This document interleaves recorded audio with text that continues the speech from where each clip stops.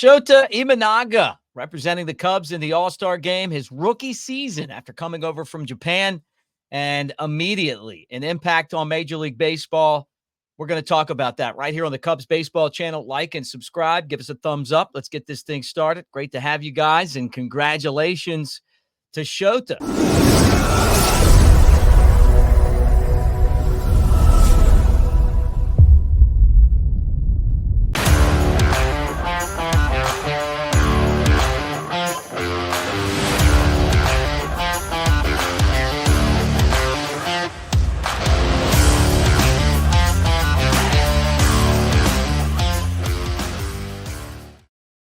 What do you say, guys? And congratulations to Shota Imanaga of the Cubs.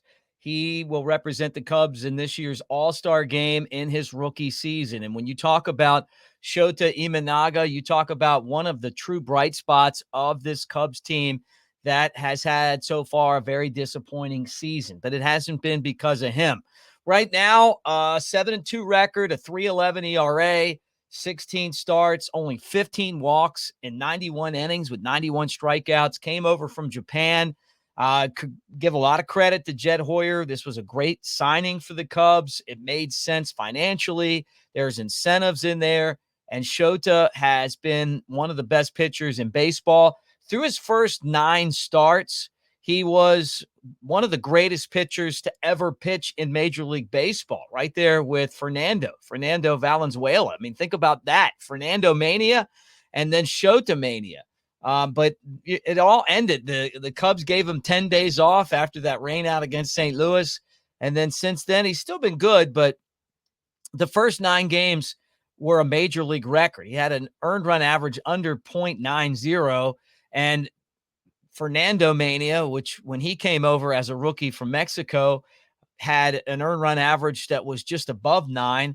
But 2 of the best foreign pitchers to make the league as a rookie, what they had both done is amazing. And then, Shota, obviously, after being signed by the Cubs, has become just a shooting star in Major League Baseball and someone that is super fun to watch. Now, he'd been pitching professionally since 2016 for in the Japanese league. And then, eventually after pitching for, I think, the Bay Stars for all those years, and amassing in his 8 years there, a 74-55 record and a 2.96 ERA, you wondered, like, how is that going to translate to the United States? How's that going to work with Major League Baseball? And what we found is that it works just fine. And I guess that goes to show how good the league is now in Japan, and also how these guys can transition. Now, he's a little bit older, 30 years old, but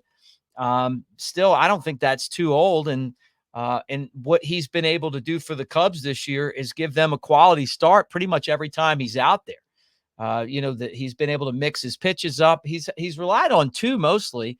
And then, but he's got a lot more, and who knows, maybe he starts to incorporate some of the other stuff as, his Major League Baseball time progresses. But, even on this team that doesn't score a lot of runs at times, and, the defense has been shoddy at times, and, all the other issues that they've had, he's still been able to go 7-2 and put together an all-star campaign. Now, he's going to have some stiff competition for Rookie of the Year. Paul Skeens of the Pirates, probably, unless something happens, is going to be very difficult to beat. But Shota is definitely in that conversation.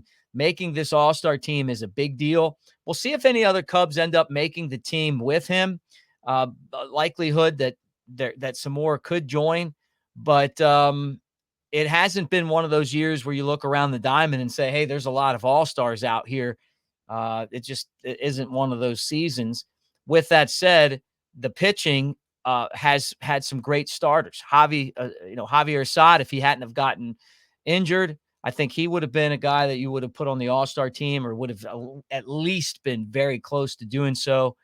And, and then when Justin Steele's healthy, he's an all-star. I mean, he was there last year, but he just hasn't pitched enough this year. So we got Shota in. Congratulations to him. I think this is definitely a very cool honor for the Cubs and Shota Imanaga. And it'll make the All-Star game fun to watch because, he's a colorful character. He's someone that people really love to follow. And, the Cubs are at least going to have one in there. I mean, that's every team gets one. This would have been a guy I'd have picked. I mean, if you said, hey, give me the one guy, it's got to be Shota. And then we'll kind of build out from there. Maybe depending on the situation. Ian Happ, I know that the numbers aren't perfect this year, but he's had some huge games. Cubs really relying on him. He's a two-time Gold Glover. Maybe, when you look at the outfield situation, he could be a reserve possibly. And besides that, I don't know as far as the fielding goes. I mean, you're not going to give it to any of the other guys. But like I said before, Assad, I think, would have gotten a nod had he not been injured. So, all right, guys, you tell me, though. Am I missing somebody? Let me know in the comments section. We will talk to you again really soon, but cool honor. And it was definitely something that we needed to pop on and talk about. Go Cubs.